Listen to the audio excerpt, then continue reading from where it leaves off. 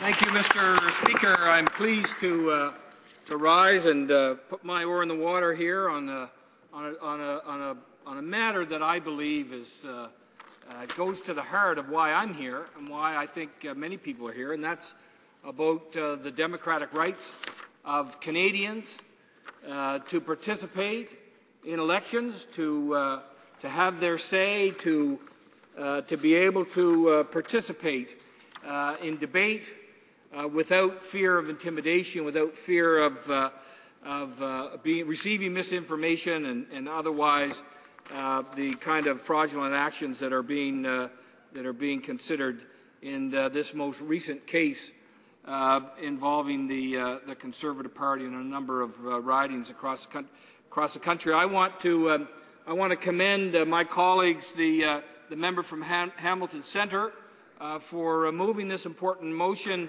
and the member from Louis Saint Laurent for seconding it. It's a critically important motion because of what we've seen happen with our democracy in this country over the past number of years. And I listened to an earlier speaker talk about the days of nylons and rum, and he went back to roasting pigs and barrels of rum. It's not a very pretty sight when you talk about it, and the province I'm from has its own history as it relates to how elections were conducted.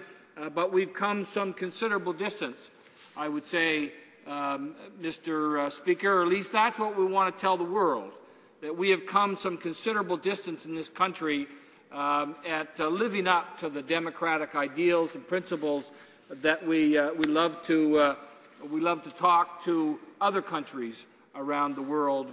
You often see the Prime Minister and members on the other side, where they're in other lands, almost shaking their finger at other countries, suggesting that they should be as democratic as we are. They should adhere to the kind of principles and the kind of moral standing that with which politics is conducted in this country, and then we come up against the kind of situation that we're facing. So why is this motion? Why is this motion before the House at this time, Mr. Speaker? Well, it is the case that within the last few months, the Chief Electoral Officer appeared before the Standing Committee of Procedure and House Affairs, and he made a series of recommendations, and he asked for, among other things, the power to require political parties to supply every document or information deemed necessary to verify if they have complied with the requirements of the Act with respect to the election. Those recommendations came to a vote in that committee, and the New Democratic Party voted in favour of those recommendations. The Liberal Party, the third party, also voted in favour of those recommendations. But lo and behold, the government, who has a majority on that committee, refused to allow the Chief Electoral Officer to strengthen allow the committee to strengthen the Chief Electoral Officer's power of investigation and ability to proceed in this manner. And so that's why we're here today, because we want to get to the bottom of this, and we want to give Elections Canada the authority to quickly get to the bottom of any similar cases of electoral fraud in the future, and hence prevent its occurrence. And I may take a few moments in the time that I have to talk a little bit about what we can do now, or maybe what we need to do about things that have happened just recently. But let me go back a little bit and tell you why this is so important to me, Mr. Speaker. I first ran for office back in 1991 Thanks to the good people of Halifax Atlantic, I was successful, and I've been in this business now for 13 years. And one of the key factors motivating me throughout my time getting into politics and continuing into politics now to get in at the federal level was to do everything that I could to make our political system, to make our democracy more effective, and to ensure that voters and the citizens felt that it was worth their while to participate, that they should not only vote, but that they should feel somewhat compelled to participate in debates, to raise concerns with members of government or their elected officials, that they should participate. I've even suggested on many occasions, Mr. Speaker, when I'm speaking at high schools, speaking to young people, speaking to Canadians of all ages, and certainly those in Dartmouth, Cole Harbour, where I've had most opportunity, I've even suggested to folks that I feel that it's somewhat part of our responsibility as citizens to participate actively in the political process. Because, I mean, right now, there are upwards of 40% of the population that doesn't vote, that's eligible to vote, that doesn't vote. There between 75 and 80% of young people between the ages of 18 and 33 don't participate in the political process, don't vote, don't get engaged. That's crazy. That's wrong. And why is that? Why are they not participating? Why is it that the young people in Dartmouth, Cole Harbour, and I ask this question, what is it that we can do to give you a better sense that it makes a difference for you to participate? They talk about engaging, that their politicians engage with them, solicit their opinion, that they take their comments seriously, and that they see some of their comments, some of their wishes, some of their dreams reflected in government policy, reflected in debates. They want to see that it matters, that when a political party or a politician runs for election and makes certain commitments, that when they get elected, that they will fulfill those commitments. And that they will do it in an honorable and respectful manner, not just responding to the people that actually cast a ballot for that person, but representing the principles of our democracy that once elected, you represent all of the people for whom you've been elected to represent. So whether it's Dartmouth, Cole Harbour, people come into my office in Dartmouth, Cole Harbour, and I don't check and see whether or not they can show proof that they voted for me before I will try to help them, before my staff will intervene on their behalf. Nor, frankly, and perhaps it's somewhat troubling the way this government proceeds, that this government should not be acting on the basis of the 39.6% of the population that voted Conservative, because we have a parliamentary democracy and the majority wins. And in this case, they have a majority of the seats in this House. That doesn't mean they represent the majority of Canadians. It means they were elected by not quite 40% of the population. There's 60% of the population that didn't sign on to the whatever it is that the campaign booklet called this time. But the Canadians who voted for me also have important things to say, also have good ideas, also have things that they think need to be done to this country and with our communities, and they expect this government to pay attention. Just because a citizen didn't vote Conservative doesn't mean that they're less of a Canadian. And that's part of the issue that we've had, frankly, in the opposition, that we've had with this government. Because they stand up and they say that a majority of Canadians voted for them, and therefore they can do whatever they want. Whatever they said in the campaign, they can do whatever they want. And of course, we know that that's wrong. Well less than a majority of Canadians voted for this government. So, that's the kind of stuff that turns voters off. And that's why I and my colleagues here and the official opposition benches, we received over 4.5 million votes in this last election.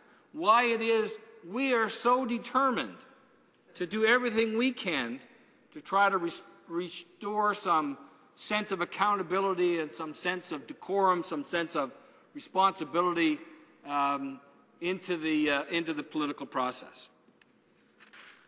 We've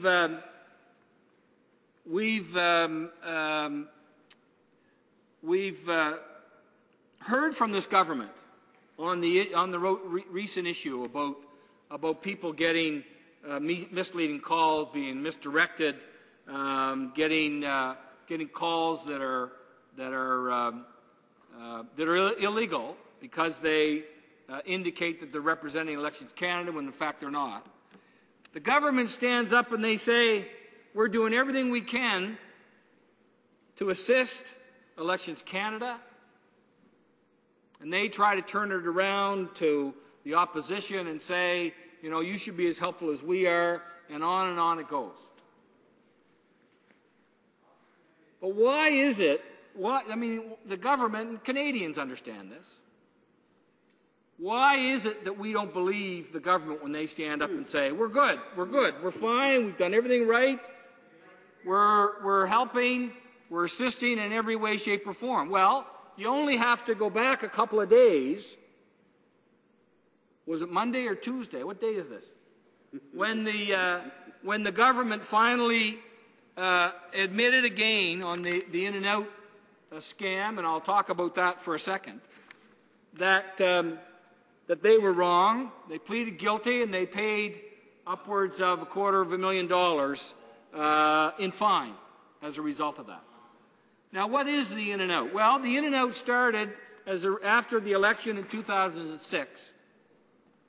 It took Elections Canada about 5 years to finally come to the point where the Conservative government admitted that they were wrong, they did something wrong, and that they paid the fines accordingly. But throughout the process of that investigation, which took, I think, far too long, an investigation, by the way, that not only took 5 years, but that cost taxpayers almost $2 million.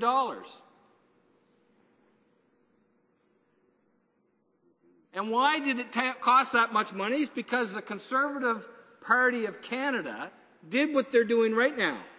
And they stood in their places and they said, not us. Yeah. We didn't do anything. We didn't do it. We're good.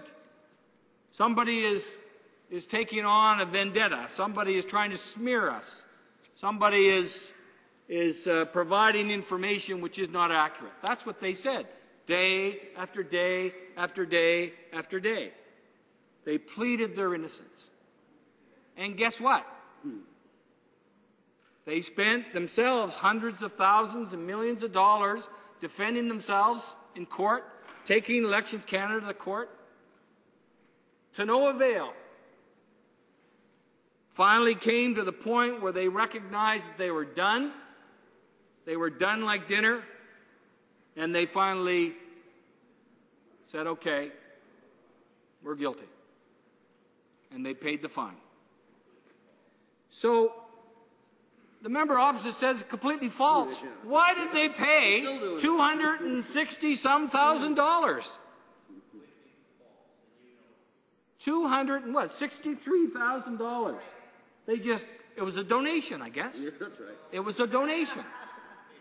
It was in and out and farther out. I don't know what it was. Anyway, the point is that the government doesn't have any credibility when it comes to giving Canadians the straight goods.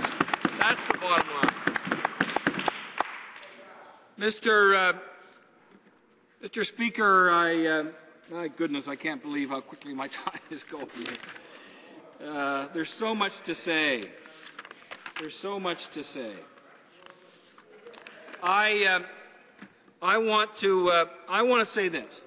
I woke up this morning and one of the first things I did, as I usually do, was scan the papers, and I read a column.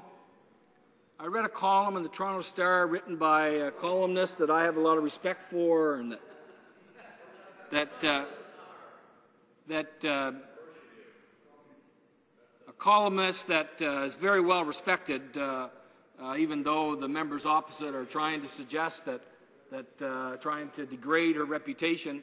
But her columns appear across the country in different newspapers, in different publications, because they're sound, because they are well considered, and because there's incredible amount of wisdom in them. But let me just tell you this. What I found about the article today, it's true, what she said was true, was just the level of cynicism that it represented. Because what was said in that article was that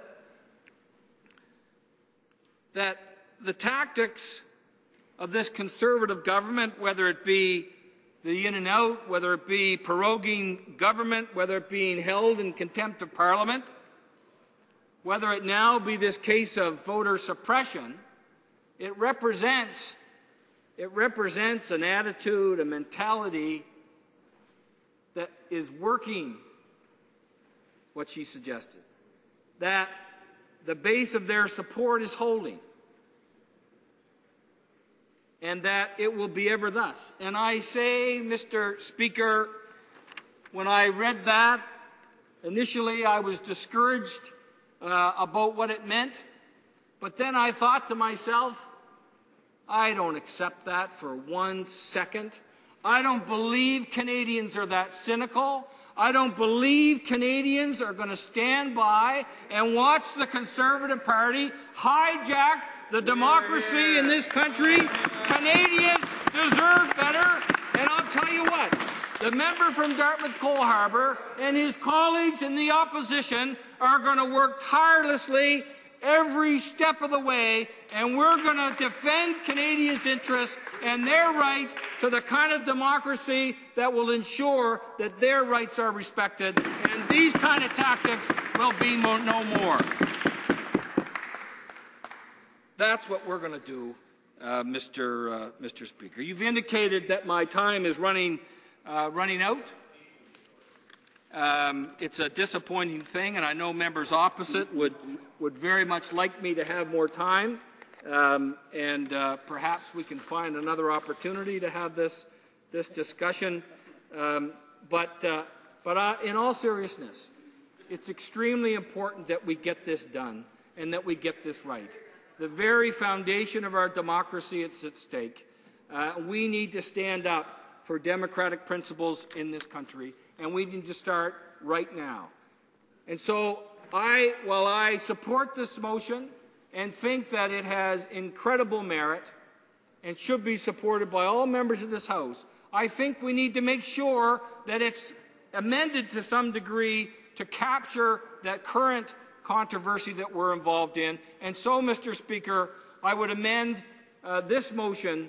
The motion that we're dealing with today, I would offer the following amendment. I move, and this is seconded by the member for Thunder Bay, Rainy River, and I thank him for that the motion be amended by deleting the words, "in all future election campaigns." I so move. Thank you.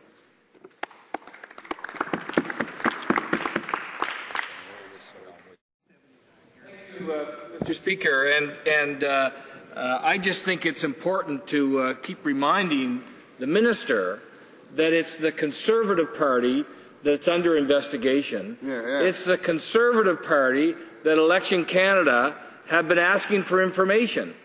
And it's the Conservative Party that has failed to provide that information. I'd like to ask the minister, he seems to think that they're going to support this motion and that they've been helpful to Elections Canada, and he's been offering to that the other parties should do so. But it's the Conservative Party that had been asked to make information available, and it's the Conservative Party who's refused to make that information available. I want to ask the minister why he has not been prepared, and the Conservative Party have not been prepared to honour the request by Elections Canada.